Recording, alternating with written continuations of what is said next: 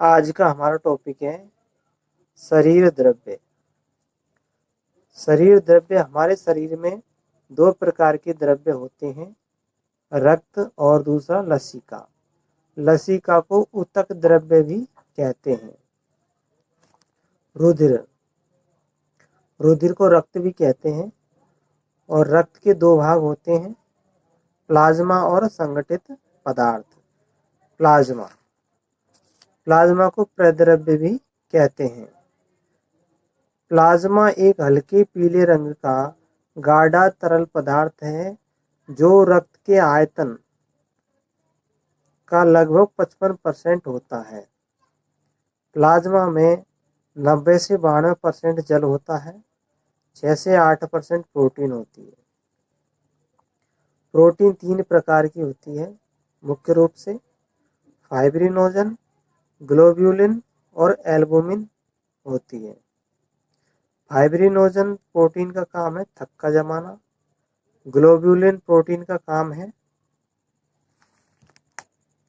प्रतिरक्षा तंत्र का काम है ग्लोब्यूलिन का, एल्बुमिन का कार्य है परासरणी संतुलन को बनाए रखना।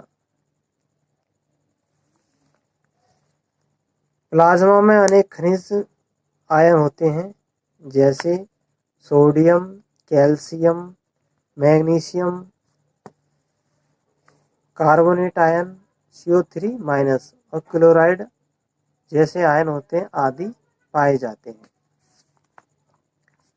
शरीर में संक्रमण की अवस्था होने पर ग्लूकोज, एमिनो अम्ल और लिपिड भी प्लाज्मा में मिल जाते हैं, प्लाज्मा में पाए जाते हैं। रुधिर का थक्का बनाने अथवा स्कंदन के अनेक कारक प्रद्रव्य के साथ निष्क्रिय दशा में रहते हैं। इन रुधिर का स्कंदन करने वाले अनेक कारक प्लाज्मा द्रव्य में निष्क्रिय अवस्था में रहते हैं और जब इन स्कंदन कारकों को प्लाज्मा से निकाल दिया जाता है तो ये सीरम कहलाते हैं। अब हम देखते हैं संगठित पदार्थ। तो संगठित पदार्थ में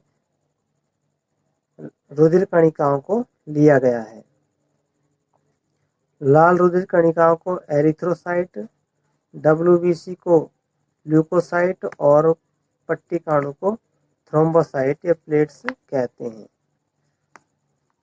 ये रक्त का 45% भाग बनाते हैं।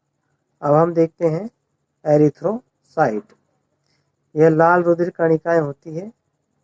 एरिथ्रोसाइट या लाल रुधिर कणिकाएं अन्य सभी कणिकाओं से संख्या में अधिक होती है और इनकी संख्या होती है 5 से 5.5 मिलियन प्रति घन मिलीमीटर। तो संख्या का आयतन मिलीमीटर में लेते हैं जब संख्या ज्ञात करनी होती हो, और जब भार ज्ञात करना हो तो ग्राम में लेते हैं, ml में लेते हैं आयतन को। एक स्वस्थ मनुष्य में RBC कणिकाएं 5 से 5.5 मिलियन प्रति घन mm होती है। वयस्क अवस्था में RBC का निर्माण अस्थि मज्जा में होता है और भ्रूण अवस्था में यकृत में होता है।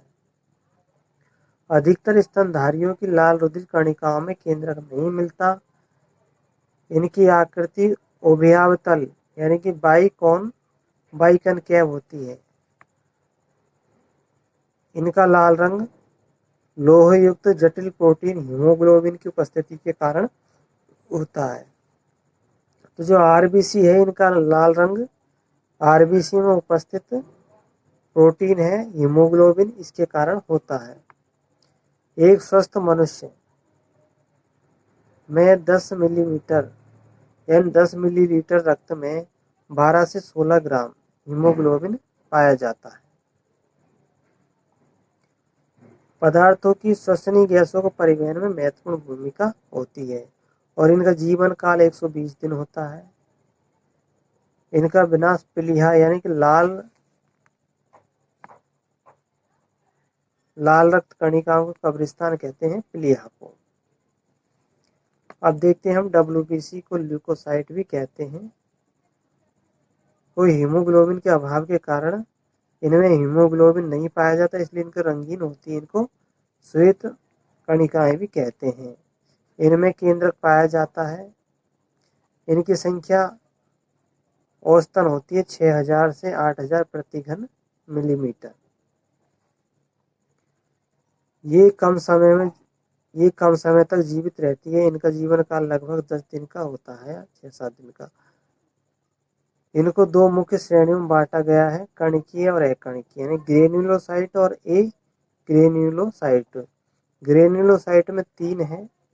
इनको याद करने का तरीका है, परमाणु के मुख्य कण है इलेक्ट्रॉन, प्रोटॉन, न्यूट्रॉन। तो इन्हीं के आधार पर न्यूट्रोफिल, इलेक्ट्रॉन से इओसिनोफिल और प्रोटॉन से हम मान सकते हैं बेसोफिल।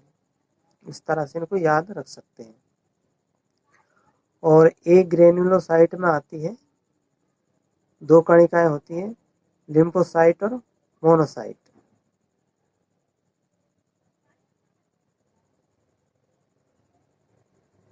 लिम्फोसाइट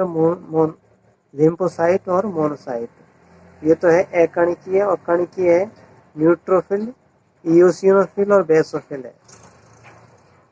श्वेत रुधिर कोशिकाओं में न्यूट्रोफिल संख्या में सबसे अधिक होती है, यानी कि 60% भाग बनाती है।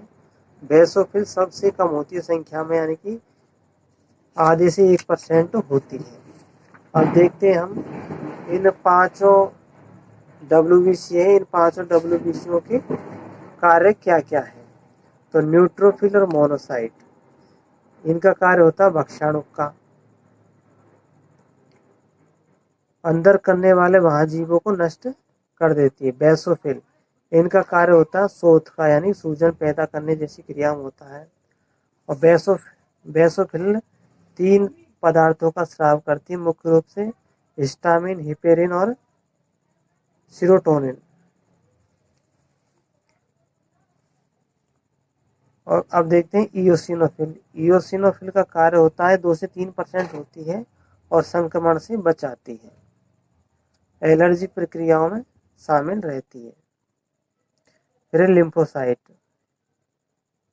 लिम्फोसाइट 2 प्रकार की होती है, टी लिम्फोसाइट और बी लिम्फोसाइट। दोनों प्रकार की लिम्फोसाइट प्रतिरक्षा के लिए उत्तरदायी होती है शरीर के लिए। अब हम देखते हैं प्लेटलेट्स, इनको थ्रोम्बोसाइट कहते हैं और ये मेगा कैरियोसाइट के टुकड़ों में विखंडन से बनती है। मेगा कैरियोसाइट के टुकड़ों में विखंडन से बनती है पट्टिकाणु, और इनका निर्माण होता है अस्थि मज्जा की विशेष कोशिकाओं में होता है।